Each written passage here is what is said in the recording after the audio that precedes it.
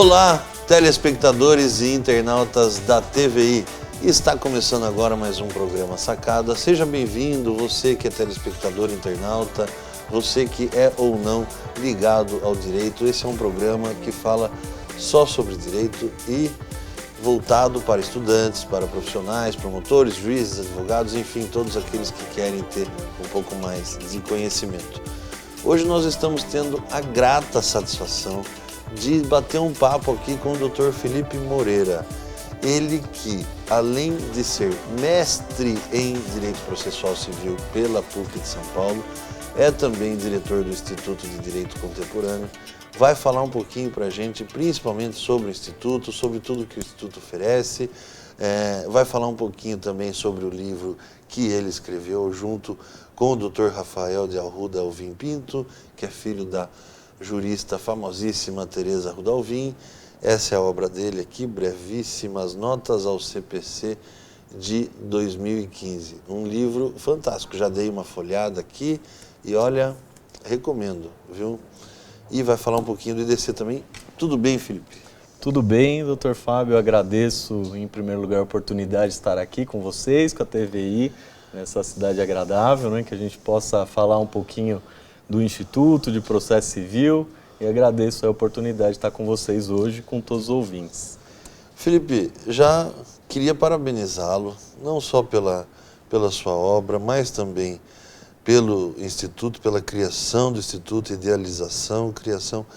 Queria que você contasse um pouquinho da história do Instituto, como que foi que ele surgiu. Aí no seu GC, agora no seu televisor, está passando o endereço aí do site do Instituto, que é institutodc.com.br,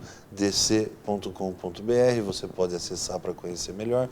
Conta para nós um pouquinho como é que surgiu, de onde veio isso, quais são as metas do Instituto, fala um pouco dele para nós. Então, doutor Fábio, o Instituto de Direito Contemporâneo, ele surgiu em meados de 2014, quando estavam os primeiros contatos, os primeiros comentários acerca do projeto do Código de Processo Civil. A professora Teresa, então, auxiliando junto ao Poder Legislativo também a minuta desse código, né, as novas ideias sendo colocadas. A gente tinha até então um código da época ditatorial, a gente não tinha uma leitura do Código de Processo Civil democratizada, atual e constitucionalizada, inclusive, né?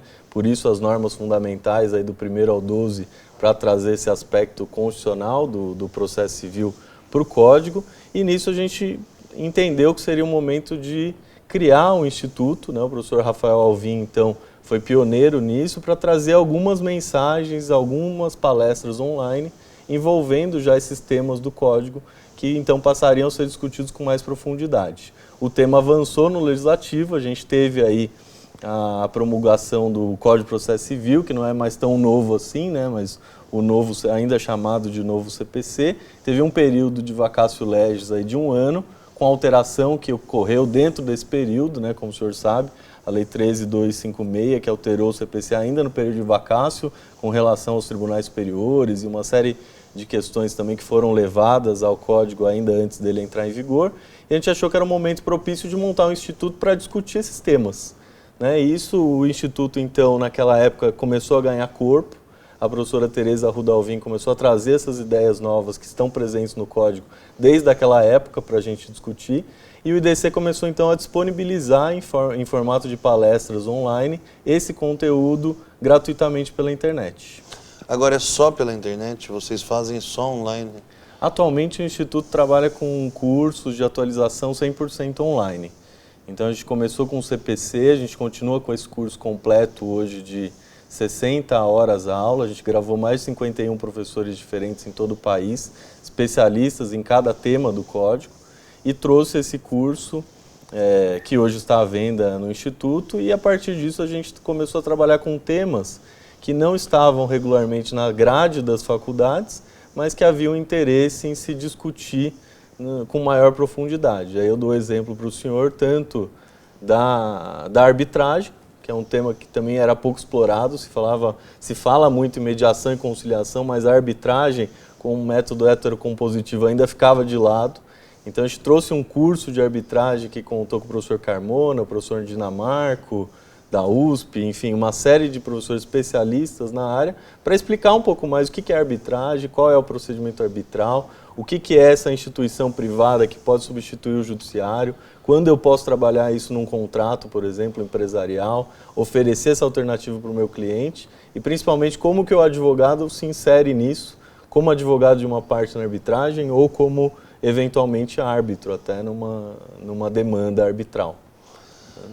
Ô, doutor Felipe, eu vou aproveitar esse Claro. tema que é a arbitragem. Vamos falar um pouco, quais as principais alterações? Porque eu estou vendo no curso aqui Fundamentos da Arbitragem, né? Perfeito. Um curso completo de atualização.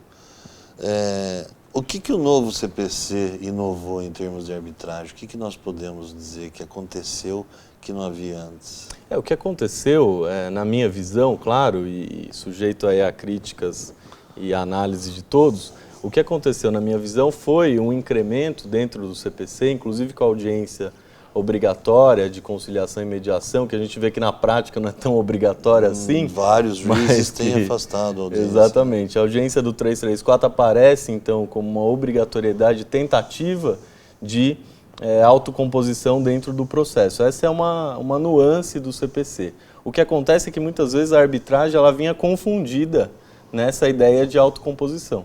Então, a primeira coisa que a gente pretendia com o curso, e a gente chamou o professor Tiago Rodovalho, que é professor de diversas universidades e é bastante conhecido, ele é árbitro, inclusive, de diversas câmaras arbitrais.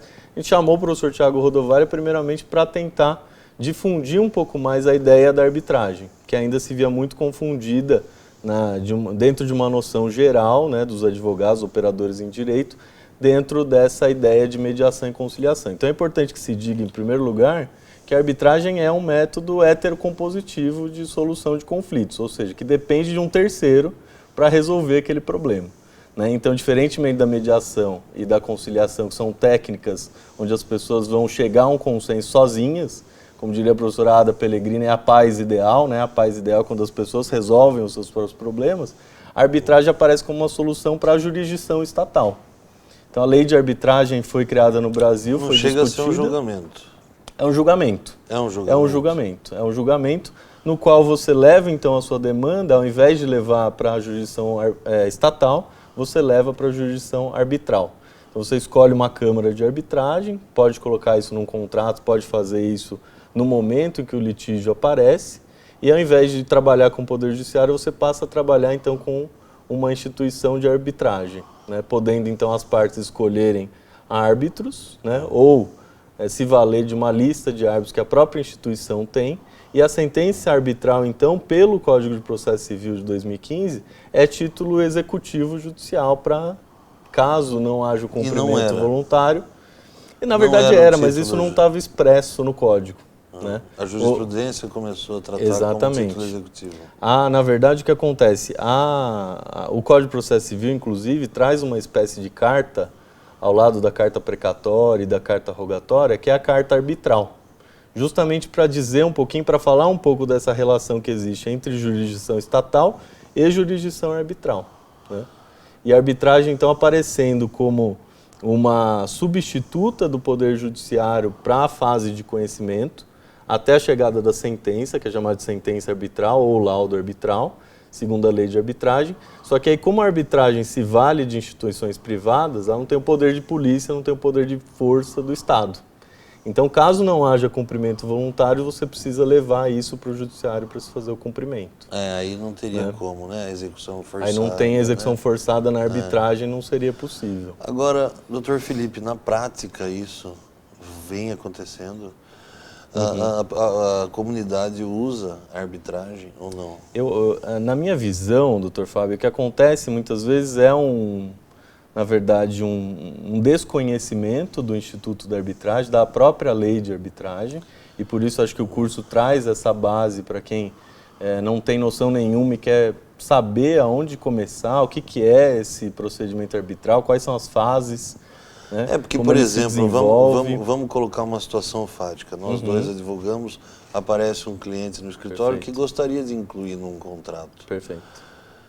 Aonde buscar os árbitros, a lista de árbitros, para que né? Por onde começar? Onde tá disponível a Câmara de Arbitragem? Se é que ela deveria estar disponível em algum Sim, lugar? hoje existem algumas câmaras que têm projeção nacional.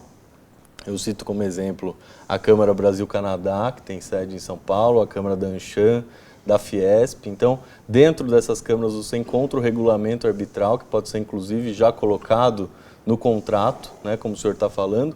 E o que acontece muitas vezes, era até um segundo ponto, complementando o que eu havia falado anteriormente, além do desconhecimento da arbitragem, ainda se vê a arbitragem como algo que envolve muito dinheiro.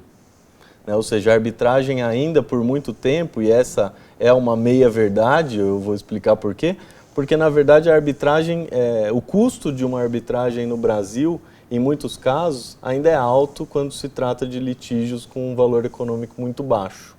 E o que se tem, aí o senhor me perguntar, o que tem hoje para resolver isso, né? Falando na prática, né? Como eu posso trazer um cliente que muitas vezes não tem um grande litígio, mas que gostaria, como o senhor falou, de se valer da arbitragem? A solução para isso hoje, Fábio, é se valer da chamada arbitragem online, né? Existem algumas instituições, e eu dou exemplo aí se o telespectador quiser pesquisar sobre isso, a Arbitranet é uma instituição que trabalha com arbitragem online, onde os árbitros são escolhidos randomicamente pela própria instituição. Então você submete seu litígio àquela instituição, ela tem uma lista de árbitros, né? Essa lista de árbitros, então, vai ser utilizada pelo próprio sistema informatizado para poder escolher um árbitro que seja da área daquele conflito. Então, aí a gente tem uma vantagem grande da arbitragem, que é justamente trazer uma pessoa que entende daquele assunto, né? Não desmerecendo a magistratura, a gente tem inúmeros colegas magistrados, eu tenho familiares da magistratura, mas a gente sabe que o promotor e o juiz hoje, quando atua, principalmente em começo de carreira, faz um pouco de tudo, né? Faz a área civil, faz o criminal, tem um conhecimento geral impressionante, mas muitas vezes em conflitos específicos envolvendo, eu vou dar um exemplo para o senhor, envolvendo, por exemplo, uma locação em shopping center ou alguma coisa específica da construção civil, a arbitragem te permite, inclusive, ter um árbitro engenheiro, ter um árbitro advogado especialista em direito imobiliário, que possa, na verdade, analisar aquele caso e dar uma sentença arbitral que seja mais próxima da realidade que aquelas partes esperam. Quanto mais pontual fica o assunto, né, mais... Melhor. Exatamente. E eu pensei, enquanto você foi falando, eu fiquei pensando assim que alguns contratos podem precisar de uma solução mais efetiva, mais rápida, mais célere. Então, às vezes, para as partes, pode ser muito interessante.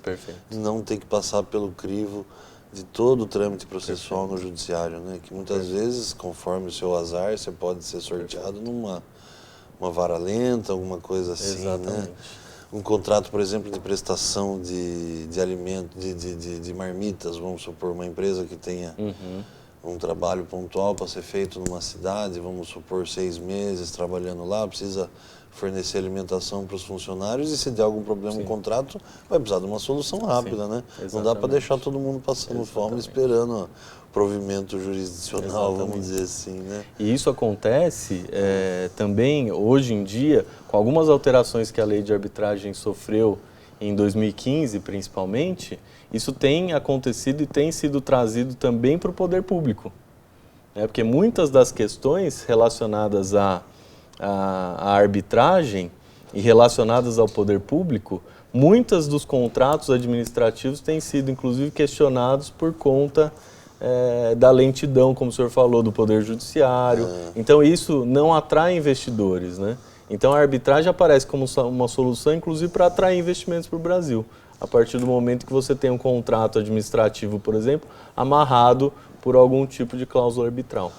Até porque pode ter problema de conflito de legislação, né? Perfeito. Se for isso. Eu tô achando muito bacana isso aí. É um tema novo, pouco estudado. Pouco estudado e pouco executado, provavelmente. Pouco executado. Né? Mas acaba sendo até função do Instituto torná-lo popular, né? A ideia do Instituto, quando a gente idealizou esse curso, né, e conseguiu trazer, como eu disse para o senhor, grandes nomes do direito, que acho que é de conhecimento de todos, né, professor Dinamarco, que todos conhecem pela Teoria Geral do Processo, professor Carmona, que hoje é um dos maiores arbitralistas do país, né, justamente explicando... Professor Dinamarco, que é de Guará? O professor Dinamarca é de Guaratinguetá, exatamente. Sua professor, terra. Minha terra, professor Bedak também de lá, né? A gente tem grandes nomes lá em Guará. E veja, a arbitragem então traz uma solução que ainda é pouco conhecida. E talvez as pessoas ainda, e talvez esse seja o tema mais importante da nossa conversa, como bem o senhor trouxe, é trazer um pouco a ideia de que a arbitragem não é aquela coisa muito cara ou para grandes litígios como se imaginava anteriormente.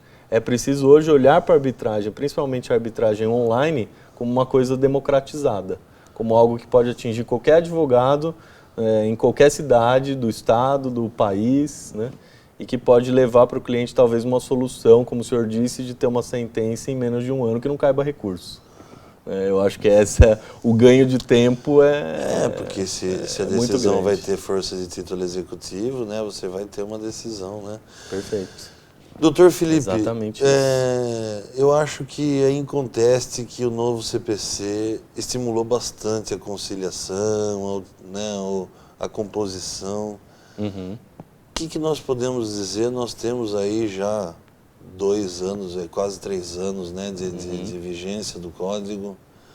O que nós podemos dizer da conciliação? Será que essa inovação legislativa estimulou, está trazendo resultados efetivos do trabalho de conciliação, ou podemos dizer que não evoluímos muita coisa nisso?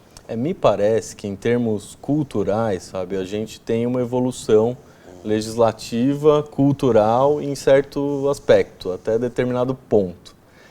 Lembrando das palavras do professor Bedak, que também é um processualista bastante conhecido de todos, o professor Bedak sempre disse que não adianta uma mudança legislativa se ela não estiver acompanhada de uma mudança cultural de mentalidade, e estrutural. Né? Né? Então, o que acontece hoje, muitos colegas que nos assistem sabem muito bem disso, aparece o quê? No judiciário, a falta de estrutura leva com que muitos juízes, por exemplo, esse é um exemplo concreto do nosso dia a dia, dispensem a audiência do 334 justamente por falta de tempo de pauta, por falta de funcionário. A gente sabe que essa é uma realidade, né? Então é preciso que a lei apareça, mas ela apareça acompanhada de uma estrutura adequada para receber isso. Então hoje o que se tem, pelo menos o que a gente vê nos escritórios, eu posso dar o exemplo pela minha prática processual e como advogado, é justamente a gente tentar trabalhar com essa nova cultura colaborativa, e aí se fala em advocacia colaborativa hoje, né? Trabalhar com essa cultura colaborativa no escritório, né? Principalmente um exemplo claro que o senhor certamente vai concordar comigo é nas casas de família. Quando a gente se depara com um caso de família, onde você vê que existe uma estrutura abalada, mas que, por exemplo, um casal ainda tem um filho, né, e esse filho vai precisar ser cuidado, vai precisar de definir guarda, direito de visitas, alimentos, etc. Não pode o advogado excluir de uma maneira drástica inicialmente uma tentativa de composição, uma tentativa de mediação nesses casos. Então também eu acho que parte da cultura do advogado também trabalhar com essa mudança de perspectiva, porque aí eu vejo muito que às vezes o que acontece, os advogados muitas vezes, e falando de mim também, a gente tem dificuldade de cobrar para fazer isso, inclusive. Né? Falando de uma questão muito prática aqui. Como que eu vou cobrar para fazer uma negociação? Como que eu vou cobrar? O advogado está acostumado a cobrar para entrar com a ação, né? Para juizar uma ação, para juizar uma demanda. E essa mudança de cultura na advocacia também leva a uma mudança dos escritórios de pensarem na atuação pré-processual, que era uma coisa pouco pensada. Eu defendi isso no meu trabalho de conclusão de curso. Eu fiz a especialização pelo ESA em processo civil e quis pegar um tema do novo CPC por causa da fase de transição, né? Uma transição. E aí eu defendi que o papel mais importante é o do advogado. Primeiro porque ele precisa conhecer o processo inteiro. O primeiro juiz da causa, né? Exatamente. E muitas vezes a gente vai para uma audiência de conciliação não munido de 100% das informações do processo. Você precisa não só conhecer o processo, mas saber o que vem pensando os tribunais sobre esse tema, quais são as chances de cada um de ganhar, porque eu acho que muitas vezes a não composição das partes se deve à falta de informação. Porque se ele souber que aquele tema já está esgotado, já tem assim, uma jurisprudência pacífica sobre o tema, eles vêm muito com emocional, né? Muitas vezes, e eu acho que o papel do advogado é muito importante nessa hora, mais do que do conciliador, porque ele é intermediador do cliente da justiça, né? Ele está no ponto ali do caminho. É como você está falando, se o advogado de antemão fala para o cliente qual é o entendimento do tribunal sobre o tema, certamente o cliente, confiando no advogado que tem, o advogado seguro da sua posição, da posição dos tribunais, vai até mudar de opinião ou, na verdade, talvez até abrir a guarda para algum tipo de acordo em virtude daquilo que o advogado fala. Então, a nossa função, como você está muito bem dizendo, é justamente trazer esse papel, que é um papel fundamental que fica aí para um outro programa, esse papel de uniformização da jurisprudência, que é um mote, que é um ponto central do CPC, vem com certeza mudar a cultura da advocacia também. Felipe, nós estamos chegando no final do programa. Eu queria mais um pouquinho falar do Instituto, divulgar mais uma vez aqui o site, está aparecendo aí no seu GC, no seu televisor, o site do Instituto, que é o institutodc.com.br.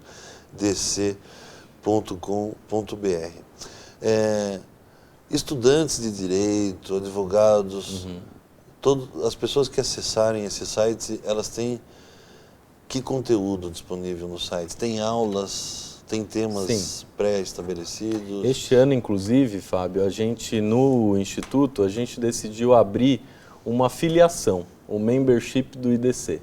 Então, hoje, as pessoas que visitam o nosso site, elas vão ter acesso às notícias jurídicas em geral, alguns artigos, né? E o conteúdo completo do site fica disponível para quem se associa, então, ao Instituto. Então, existe um membership hoje, que ele é bem explicado lá no site em detalhes, no qual a pessoa então vai ter acesso à jurisprudência comentada. Então toda semana a gente escolhe julgados dos tribunais superiores para comentar, para fazer uma análise detalhada. Não é só jogar lá, não é um mecanismo de pesquisa, né?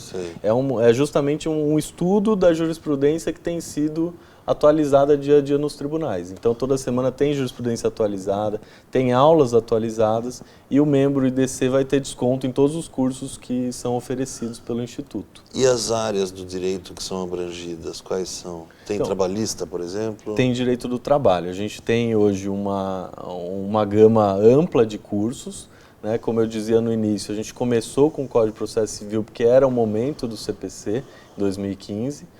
Depois a gente, então, trouxe esse curso de arbitragem, que foi um dos primeiros cursos mais completos de arbitragem disponíveis 100% online, né? Que, claro, a gente tem cursos presenciais, mas a gente foca nos cursos online. Depois a gente teve um curso sobre a reforma trabalhista, que trouxe muitas mudanças, né? Então, a gente tem um curso sobre a reforma trabalhista e uma oficina de peças trabalhistas, também que traz modelos de peças, traz coisas para o advogado que prefere uma coisa mais prática, em vez de estudar só a teoria ou que as coisas se complementem. A gente trouxe um curso também muito interessante, que é o curso de Direito Desportivo, né? Então acontece muito em muitos lugares a gente não ter acesso a esse conteúdo. As faculdades, eu falo pela PUC que eu conheço, a PUC de São Paulo onde eu estudei, a PUC de São Paulo nunca teve uma matéria específica sobre direito desportivo. Hoje a PUC ampliou um pouco as matérias optativas para que as pessoas tenham acesso à arbitragem, a outros temas, mas eram temas não estudados. Você passava a faculdade inteira sem estudar a fundo arbitragem e direito desportivo, por exemplo. E hoje a realidade, se a gente for tratar de um outro tema interessantíssimo, que é direito digital, que é Lei Geral de Proteção de Dados, que está em alta agora, a LGPD, a gente tem temas que a faculdade não aborda, ou porque não dá tempo, ou porque não é talvez a finalidade daquela grade curricular. A gente entende que penal, processo civil são matérias básicas que não podem faltar, mas muitas vezes não dá tempo na faculdade, em 5 anos, de abordar as áreas que muitas vezes estão no dia a dia. Não, direito eleitoral, por exemplo, é difícil um curso eleitoral, que aborde com amplitude. E hoje o cliente nos procura com o quê? Com mensagem de WhatsApp, com postagem do Instagram. Exatamente. E o advogado precisa levar isso para o processo. E como levar isso para o processo? Então é preciso um pouco mudar um pouco essa cultura e trazer um pouco mais de tecnologia também para esse debate. O direito digital, com certeza. Quero agradecer muito a sua presença. Passou muito rápido o programa, mas desde já você está convidado para voltar, porque nós temos muita coisa legal para falar no Instituto, inclusive. Agradeço demais sua presença aqui. Passo a palavra para você se despedir dos nossos telespectadores. Muito obrigado. E reitero que as portas estarão sempre abertas para você. Muito obrigado. Eu queria novamente agradecer a oportunidade de vir aqui, agradecer aos telespectadores aqui da TVI, do programa Sacadas, que eu acho que é uma referência já no Brasil, né, na região e agora no Brasil. E é importante que a gente tenha espaço cada vez mais para divulgar ideias novas, para que a gente saia do escritório para saber o que está acontecendo aí fora. E a oportunidade de trocar ideias e de trazer essas novidades é uma coisa incrível. É o que a gente busca no Instituto, é difundir esse conhecimento mesmo de forma online para a maior parte das pessoas, e estar aqui é uma forma de trazer isso também para as pessoas. Então, me despeço, né, com vontade de voltar. Até breve. Até breve aí, para a gente conversar de outros temas. É isso aí. Esse foi o Dr. Felipe Moreira, ele que é mestre em Direito Processual Civil pela PUC de São Paulo e é também fundador, diretor do Instituto de Direito Contemporâneo, cujo site nós já divulgamos, e se a TV puder mais uma vez colocar o GC, institutodc.com.br. Muito obrigado a você, internauta, a você, telespectador, a sua companhia é sempre muito prazerosa. Fiquem com Deus e até a próxima.